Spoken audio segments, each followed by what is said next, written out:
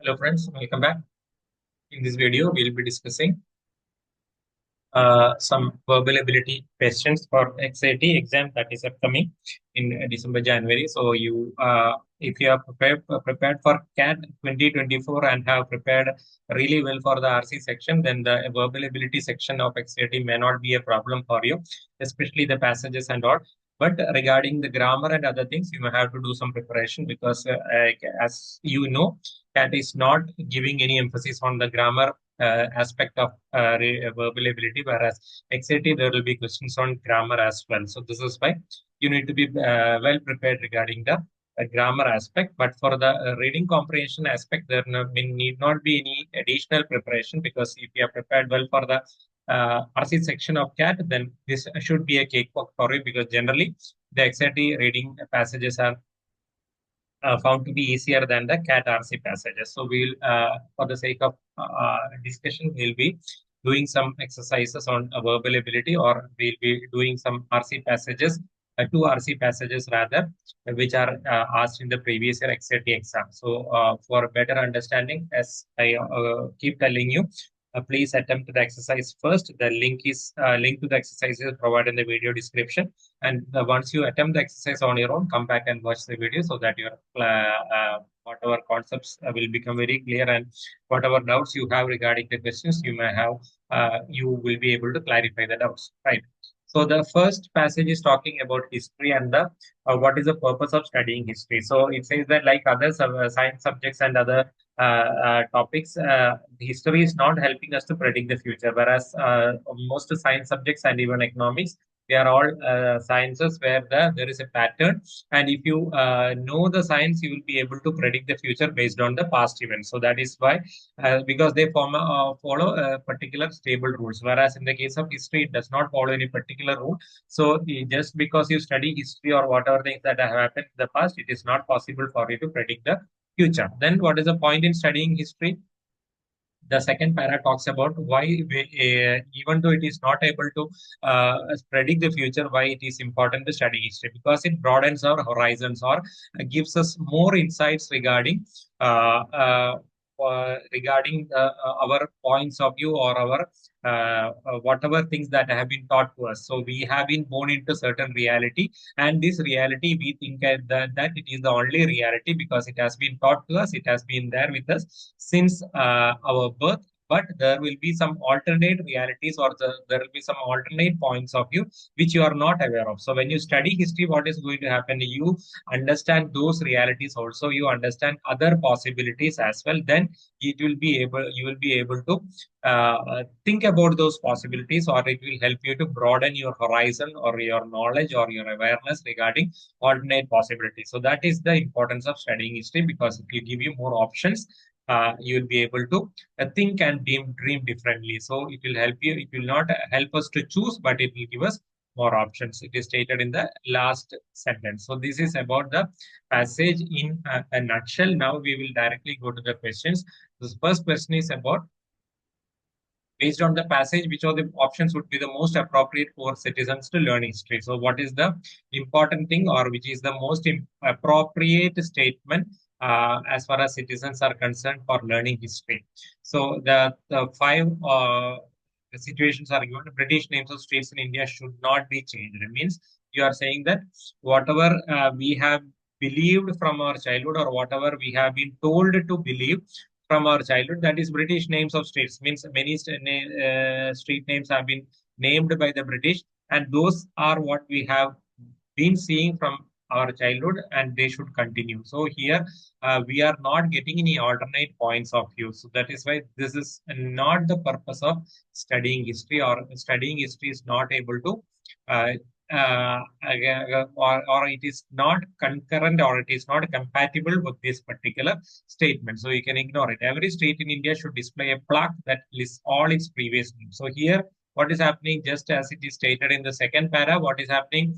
you are history studying this is not in order to repeat it, but in order to be liberated from it. So when you are able to understand about the all the previous names of a particular street, you know how it has evolved or what were the various names that the street had in its history. So it is going to broaden your horizons, or it is giving you alternate points of view. Whereas without studying history, what will we think we take whatever reality we have been told. We think that it is natural, inevitable, and immutable. That is, it is unchangeable. So this is the problem all of us have. So when you study history, you know that no, there could be alternate realities also. So we are able to change our thinking. So in this particular question, this is a good answer for studying history because it will help us to. It will mean that when this clock is displayed, it will be broadening our alternatives or horizons. So possible answer. Option 3, British names of states in India should be changed to Indian names along with an explanation of their history. What it says that the existing reality should be changed into a previous reality. The passage is not saying that whatever we have been told from the beginning or what from our childhood, they should be changed or we should change our points of view completely. No, the passage is not saying that. The passage is saying that when we study history, we will get alternate points of view or different other alternatives that will help us to think from a broader perspective. This is what is stated. Whereas this option, if we follow, it means that you have to let go of the idea that has been with you from the beginning, and then you have to embrace a new idea. The passage is not saying that. Passage does not say that you have to completely ignore whatever that has been told to you from the beginning and embrace only the things that you have become aware recently. No, that's not the point of studying history. You need to have both the knowledge that you have been imparted from your childhood as well as the knowledge that you acquire from studying history so that your horizons are broadened. So the changing aspect is not compatible with studying history. So this is why it is not correct. Option 4, names of Indian streets should be based on suggestions generated through an opinion poll. So this is not at all relevant. We are not talking about whether any opinion poll is conducted and whether the state name should be changed or not changed, etc., etc. So this is again talking about changing the state names. We are talking about different points of view or alternate broadening our horizons through alternate viewpoints. So this is not going to broaden our horizon. So the again wrong answer. Option 5, names of states should be periodically changed. Again wrong because it is again talking about one particular option, selecting one option among different options. Whereas the passage says that history will not tell us what to choose. It gives us more options. So you have to keep your mind open to different possibilities.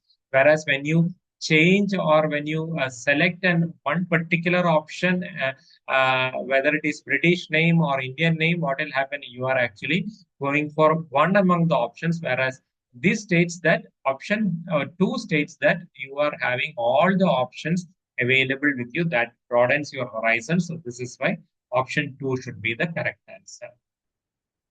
See, the difference in between XAT and CAT regarding RC passages is that XAT questions are more application oriented rather than passage oriented, whereas CAT questions are basically based on your comprehension. XAT comprehension definitely is there. Along with that, how you are going to apply it in a real life scenario, that is going to be a part of your questions. That is why XAT is slightly RC is slightly different from CAT RC. Question number 2, which of the following options is the closest to the essence of the passage? So what is the main point in the passage? So we have already seen the main point in the passage. Let us examine the options. History, unlike physics, does not help predict future. True. History is not able to predict future. That is correct. But is this the essence of the passage? No, it is not the main point in the passage. History deals with long time periods. Again, true, but this is not the essence. History documents the past events related to specific people. The passage is not talking about those things that are related to specific people. No, the passage is not at all talking about that. So this is not an, not at all mentioned in the passage. Option 4, there is no strict cause and effect relationship in history. Means something is the cause and something is its effect. That relationship is there in history, but the passage says that it is not necessary that the same cause and effect relationship will be there in future also. There will be a cause and effect relationship in history, but that cause and effect relationship will not be repeated. That is why the passage says that history does not follow any stable rules. Means that is why we are not able to predict its future. Cause and effect will be there, but it is not going to be repeated. So again, this is not the essence. Option 5, history has the potential to make us eclectic. So here, if you understand the meaning of the word eclectic, your answer will be very, very simple.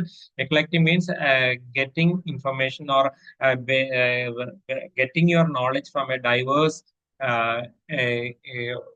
sources is known as eclectic. A person who derives information or knowledge from different sources and he has a different and accepts all the different viewpoints, such a person is known as an eclectic. So history has the potential to make us eclectic means history has the potential to allow or make us accept different points of view. Yes, true. That is the main point in the passage. It broadens our horizon. So very clearly, 5 is the answer.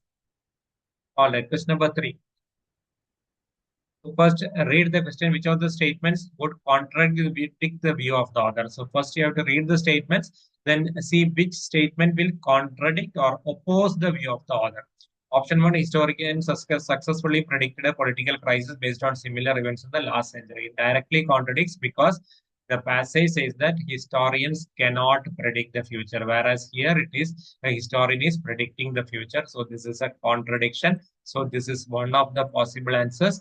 Option 2, using the latest technology, doctors could decipher the microbe causing the disease. So here, in the case of science, doctors are able to decipher the microbe causing the disease. So here, the medicine is, or doctors are not predicting the future. The passage says that doctors are able to foresee whether chemotherapy or radiation therapy will be more successful in curing lung cancer. So it is a prediction regarding the future. But at the same time, the passage says that science is not just about predicting the future, though.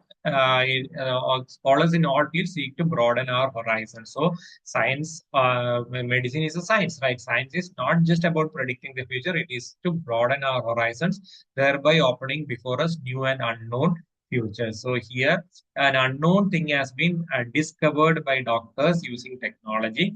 So this is again something that is not contradicting because the doctors are able to understand a microbe or they are able to single out a microbe causing a particular disease. So this is again a function of science which the passage is saying. So this is not contradicting the author.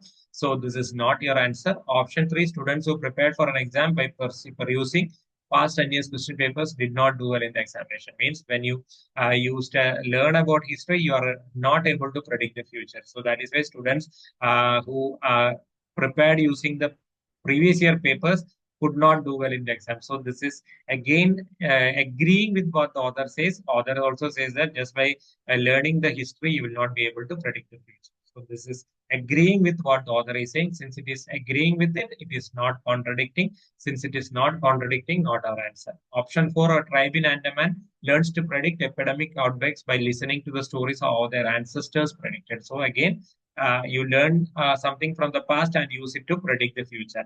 So this is not something history can do as per the author. So this is directly contradicting the author's point of view. So there are two statements which are directly contradicting the author's point of view. They are 1 and 4. So option 4 will be the answer, 1 and 4. So I hope this particular question is clear. Now the next passage is talking about a slightly different, difficult topic regarding philosophy, and it is talking about the points of view on a particular concept called thought. And the two philosophers have two different ideas on thought or idea or how the thought process is taking place or how the ideas are taking place. One is Rene Descartes, another one is Peirce. So Rene Descartes, Peirce has written a book, How to Make Our Ideas Clear, and it is based on Rene Descartes' idea that or theory that ideas should be clear and distinct. So it is on the basis of this Rene Descartes idea that or theory that ideas should be clear and distinct that Peirce has written a book, How to Make Our Ideas Clear. So Descartes has only stated that ideas have to be clear and distinct, and Peirce has gone further in finding out how to make our ideas clear. And he says that clear and distinct. So he's drawing on the theory by Descartes, where he says that ideas have to be clear. So clarity is directly related to familiarity. When something is familiar, it is clear, and distinct is some directly related to definition. So whenever something is distinct, means it is specific. So specificity is derived from having good definitions. But having good definitions does not mean that the idea can be true. So that is why this is not just you, because you have good definitions need not mean that the idea need to be true. So that is why you need to, when you want to check whether idea is true or not, you need to have more than a sense of clarity. You need to have a method for making ideas clear. So this is the concept of Peirce. He says that your ideas have to be clear. They can be distinct if they have definitions, but that definitions just will not help us to check whether an idea can be true or not. So that is why you need to have a method to make ideas clear. And when you have a method to make ideas clear, then we can check whether they are true or not. So once you have made an idea clear, then we can check whether they are true or not. So this is, and Peirce is having a specific method called pragmatic method, which is dependent on pragmatism, means practical method. And it is and epistemology. What is epistemology? Study of knowledge is known as epistemology. So here he has derived, Peirce has derived a pragmatic method or a practical method to define or to make ideas clear and then to check its truthfulness. This is the meaning. And he has rejected Descartes' method of doubt. So Descartes had a proposition that in order to make ideas clear and in order to check its veracity, you have to follow the method of doubt, where everything is doubted and everything is viewed with a doubt. And Peirce says that this is not practical. And even Descartes, when he says everything has to be doubted, he was talking about the physical world, which he is not doubting. So he himself is contradicting his theory when he went out on the street, which he did not doubt. So that is why uh, uh, dismiss make beliefs. Descartes' method of so in this particular essay by Peirce, he says that he questions the method followed by Descartes on how to establish the truthfulness of something by doubting everything. He says that this is not practical, because when you go out into the world which you do not doubt, how can you theorize that you have to doubt everything? So that is why he proposed an alternate theory, saying that which in which every idea, what is your situation when you start with an idea?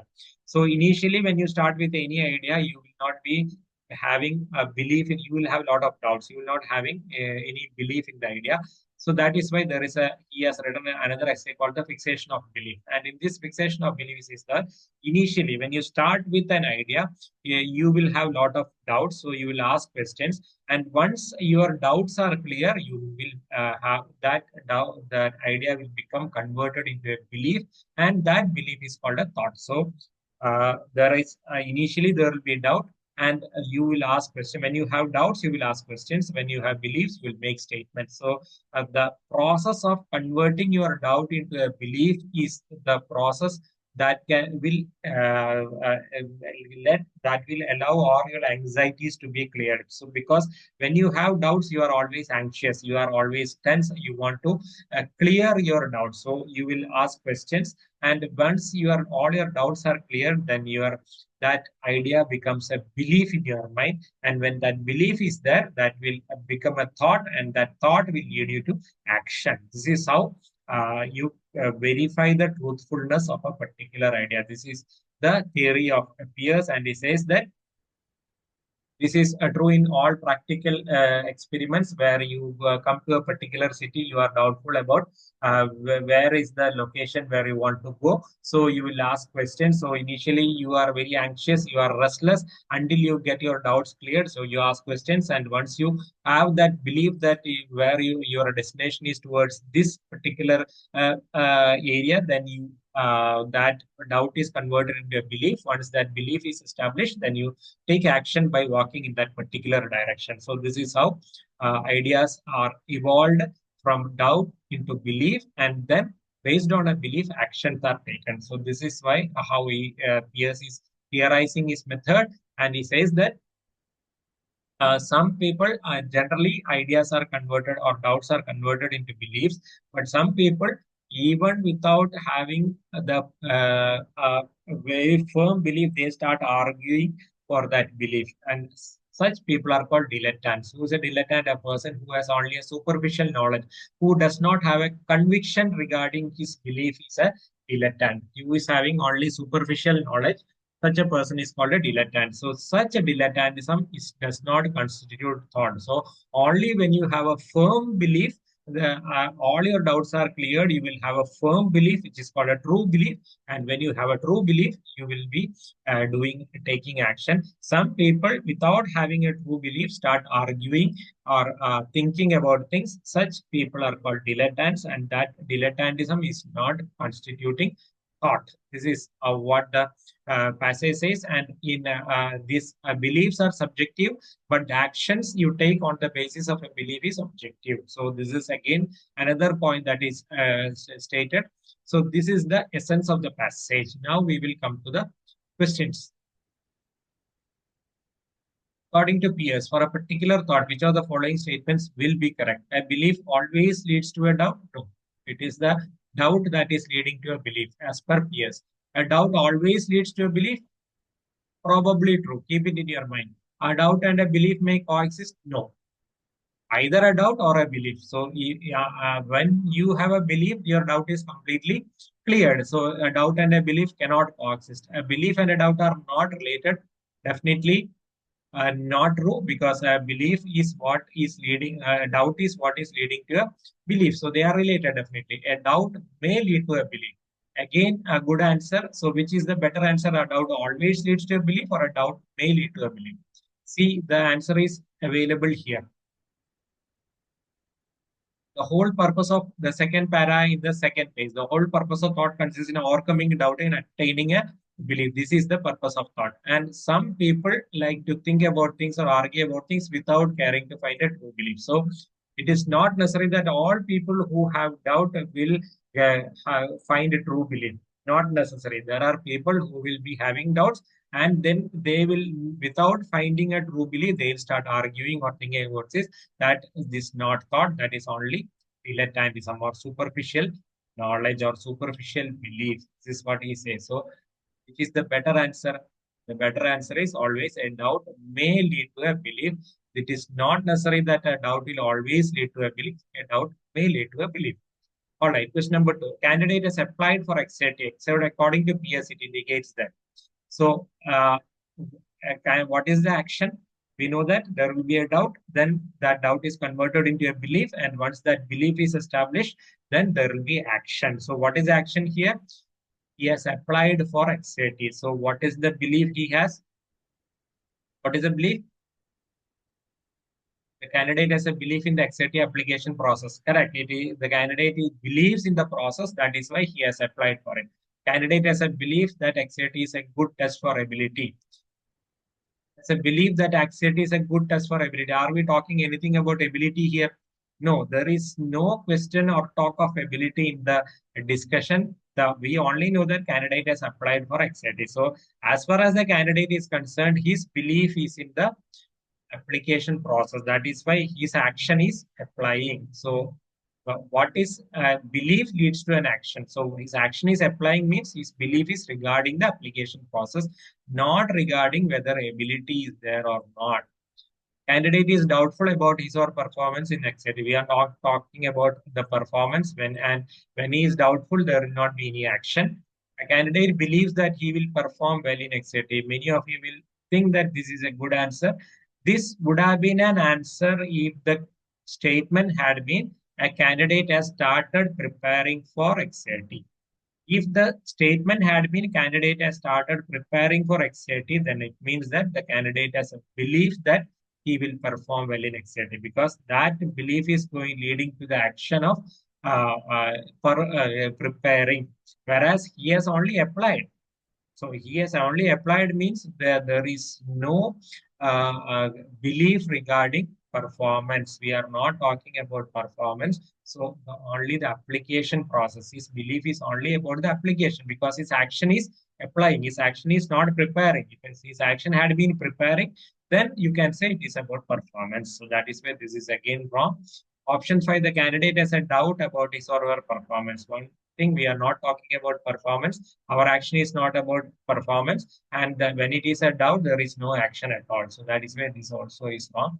So the clear answer is option 1. Candidate has a belief in the XAT negation.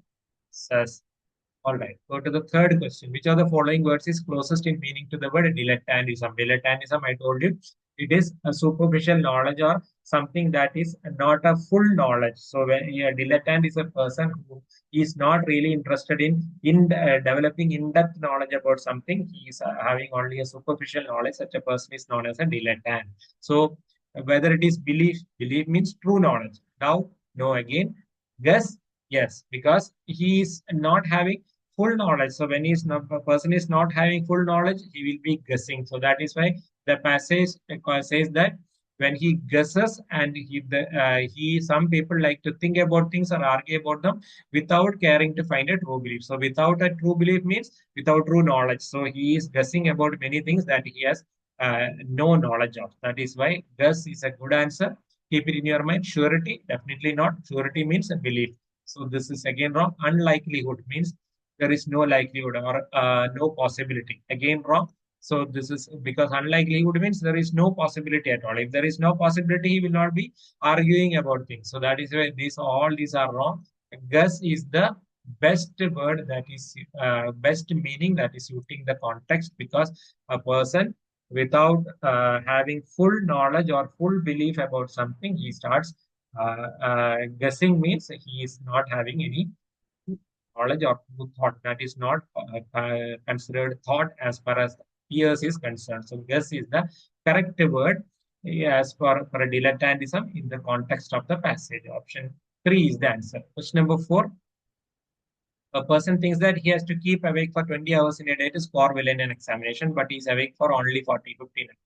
For the above statement, which of the following options will be right according to PS? So what PS says, when you have a doubt, you ask a lot of questions till your doubts are cleared, then you become a true believer. Your doubt is converted into a belief, and it is converted into a belief, it becomes a thought.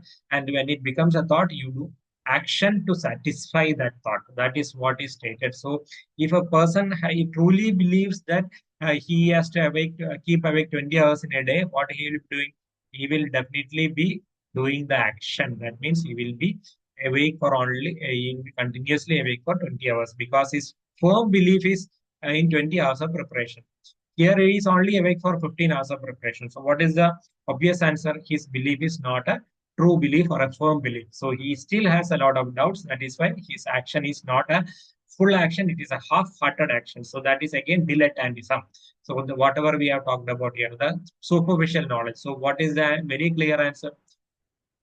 You don't have to even look at the options. Option 2, the person does not have a true belief. If he had a true belief, he would definitely be keeping awake for 20 hours a day, because that is action that is required based on his belief. So since he's not doing that, he is not having a true belief. He's a dilettante, or a person who has a lot of doubts or confusions and he is guessing. So that is why he is having a superficial knowledge, and with that he is thinking that 15 hours is enough. So that is why he does not have a true belief.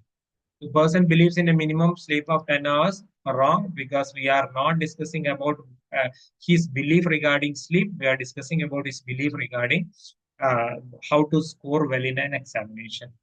It's a counter argument to PS theory. No, it is not a counter argument, because PS already talked about this particular thing in his theory, where he talks about dilettantism. This is not a counter argument.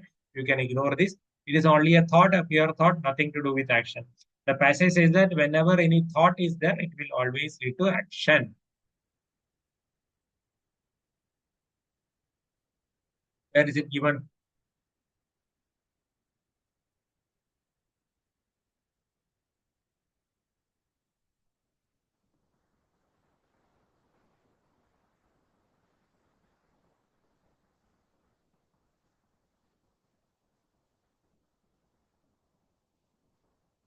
Yes, once we achieve a belief, we make that like the necessary action to reach our destination. So when you have a thought, it leads to action. So that is what is stated here. So here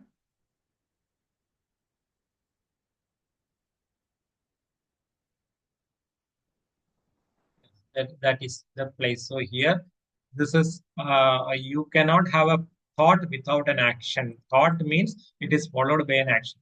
Person does not have a doubt. If it means he does not have, if he does not have a doubt, means he will have a total belief. If he had a total belief, he would have kept awake for 20 hours. So that is why this also is wrong. So the only possible answer is option two. Person does not have a true belief. So this is the clear and correct answer. So here you might see that this all the questions are generally the questions are based on the application where how it is testing how well you have understood the concept of the passage, and it is not about answering questions uh, from the passage. It is about the application side or the concept. How if you have understood well, you'll be able to answer the questions. That is why a deeper reading may be required, but if you are prepared well for the RC of CAT, this section will not be posing any problems for you. So I hope you have found the video to be useful. Please like, share, and subscribe if you have found the content informative, so that it will motivate me to come out with other videos. Thank you. Bye bye.